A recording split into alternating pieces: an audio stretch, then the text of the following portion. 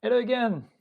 Thanks for watching this video. Welcome on my YouTube channel. If you don't know me, I'm Didier Moulin, photographer based in France. Welcome also in 2022. Welcome in my gallery that is at home, in fact. Some pictures here.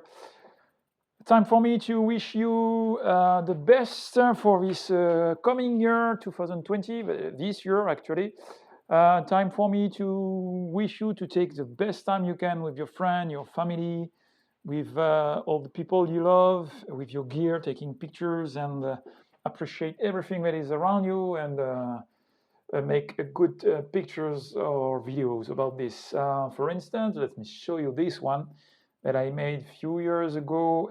I was quite impressed by myself, I have to admit.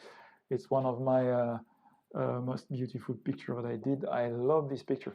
So today the subject will be of real interest because I've been asked by someone on my private message to tell the way I manage my gear acquisition and my gear selling process so that I don't lose too much money. So first of all, I will take the microphone from here to there, and we will see this subject right now. Thanks again for being there, and talk to you soon.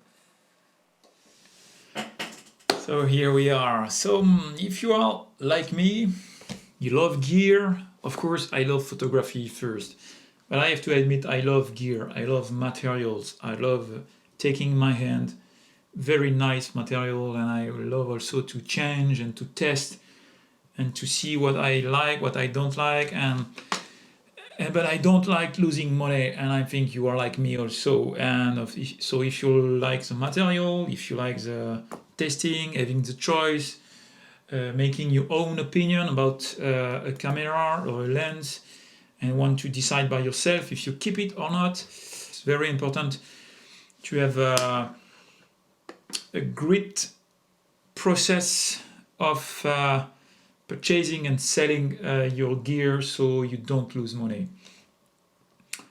I remember when I said that I will sell all my SL gear, so the SL2 and the Leica gear. But as someone said in the comment that he hoped that I wouldn't have this gas, gear acquisition syndrome. And I'm not ashamed to say that, and I don't want to hide that. Yes, I always had this gas since years. So let me show you and explain you how I work dealing with this. First of all, you have to follow up what you do, all your expenses and everything you purchase and you buy, follow up into an Excel spreadsheet, year by year. You bought this, you sold this, the price you paid and the price you sold. And also don't forget to specify the price of the market if you buy it new. So then you see that the price you pay is at this percentage of the price of the market. So this is the first rule ever, and I do that since 2014, where I started to really be passionate and involved into photography. So since nearly 8 years, I would say, I follow all my expenses. So first thing first. Second is never buy new, because you will lose money if you buy new. That's you buy it, you go out of the store, you already lost 30-40% of your gear, so of the value. So never buy new. That was the second rule. The third one, so is that you have to know the market of the used second-hand market. There are some tools in France. We have a kind of rule. We can connect and see, I think it's chasseur d'images, cote occasion. It shows you the second-hand value of any gear. You can sort by brand and so on. This is a tool to fix a price. When you go to buy this gear in a store on second-hand market with a warranty of 3 months, 6 months, 1 year, you don't know, and in very good condition. So this is the price you can find in a store. But then you have to know the price if you buy in private to someone else that is not this price, because when you see this price in a store, that means that the store bought the same gear 25% less to the person who sold it to the store. So you have to make the distinction between the used market in store and the used market between people in private. So that's also a very important thing. And knowing the market is also, sometimes you cannot respect this this kind of a spreadsheet with prices, because, for instance, if there is something for which there is a demand, if your gear is something that is rare, that you don't find often, that is in a real mint condition, and that is, in fact, even if it's old-fashioned and completely overpassed by new technology, there are people that love these things and want to acquire these things. So if you know this market, you know that the price you can sell it will be much higher than the price that is official. So this is the question of knowing the market. Another rule for me is to stick on one brand. Avoid many brands. I say that, but as you can see, I have three brands here, and I will explain why. But stick to one brand, or be an expert in the brands you are dealing inside, because you have to know the gear better than any reseller. You have to be aware about all the specification, or what made the difference between a D3, D3S, D3X, for instance. If I talk about the Nikon camera, you need to know the differences, what was powerful at this time for the D3S, D3X, what makes the difference between GFX 50R and 50S and 50S2 and 100S and so on. Know the market, know the product, and be very precise, and know the characteristics and what makes the value of this or this one. So this is another rule. Next one is you have to know the market bottom limit in terms of price, because, for instance, you know that you can buy today a used T3S, and I know that it will never go below, let's say, 600 euro or 700 euro in this condition, I mean. So this means that one day if I sell it, I know I will not lose money, or I will lose 100 euro after using it maybe 5 years. So you have to know the bottom. What is the price below which it will never go? So if you buy near this bottom price, you know that in the future, if you sell it again, you will not lose money. Once again, I want to precise that I'm not here to talk about making profit on it. It's not the goal. It's just to not lose money. I mean, sometimes you will make a profit, and sometimes you will make a loss. So at the end, but the goal is not always to find something that you can sell at a higher price. It happens, but it's not always the case. And when it happens, okay, you are happy with it, it will compensate the other time. Next rule is buy well. I mean, in mint condition, all accessories, with the box, with the invoice.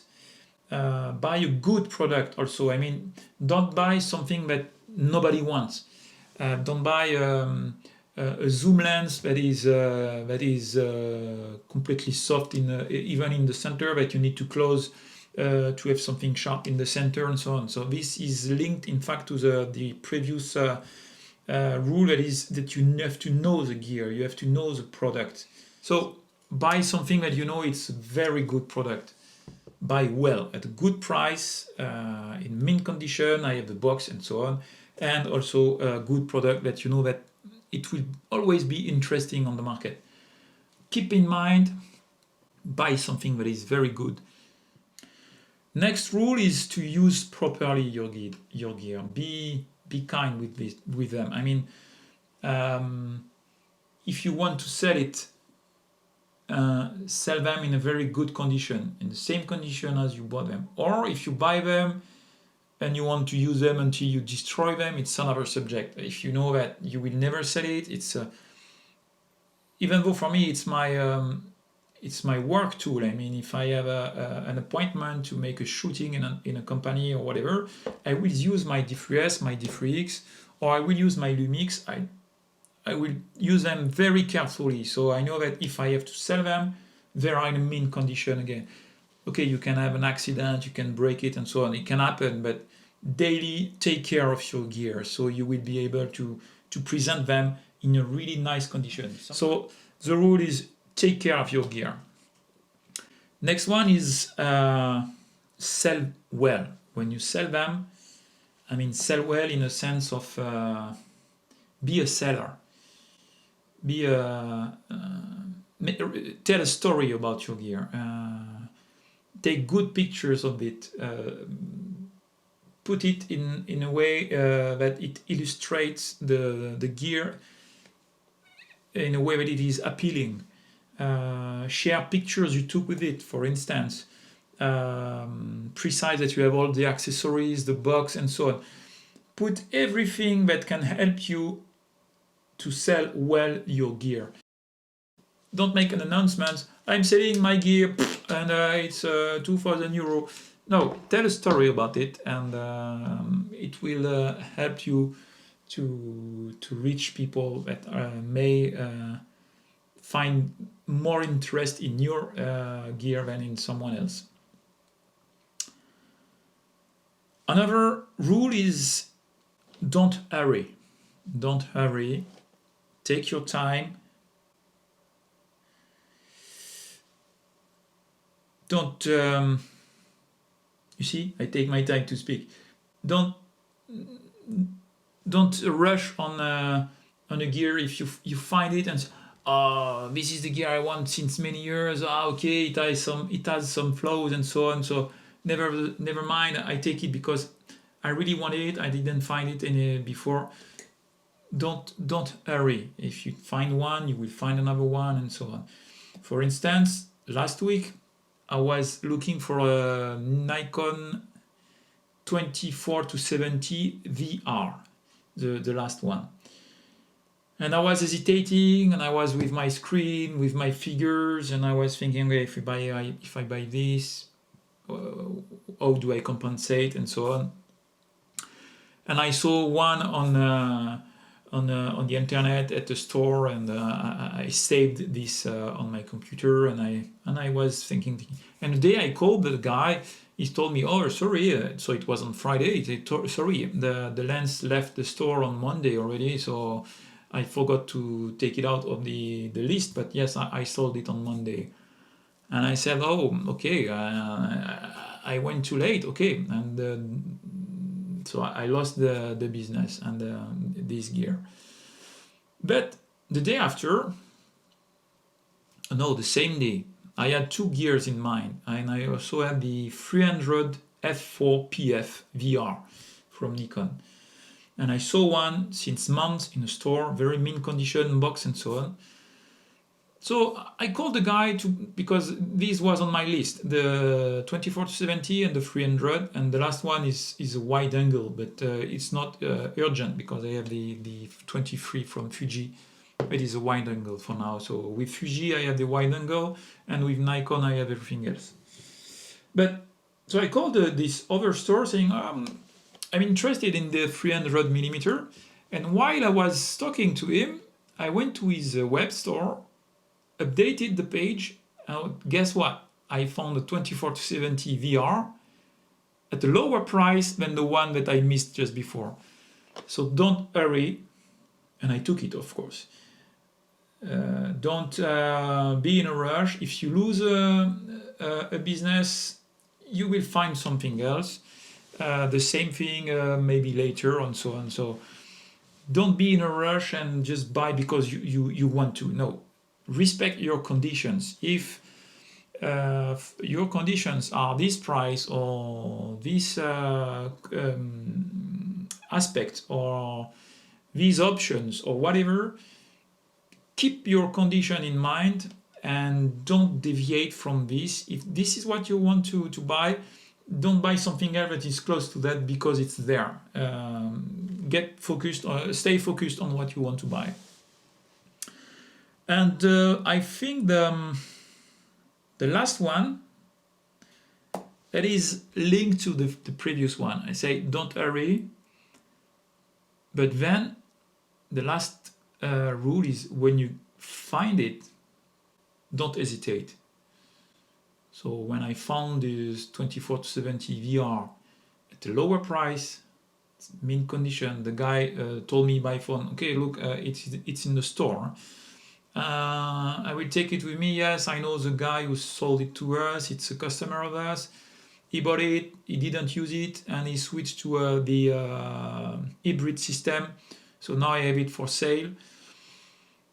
It's mint condition, never been used, and there is a filter in front of it. So okay, don't hesitate. I said okay, I take it. 2 minutes after, I said okay, I take it. Put it away from your shelf. This is mine already. And the 300. Let's talk about the 300 now. So these were my rules. As a summary, know the market price. The first one was make a follow-up. Know the market price. Stick to one brand or be an expert. Know the market bottom limit, so you know you will not lose price if you buy this one.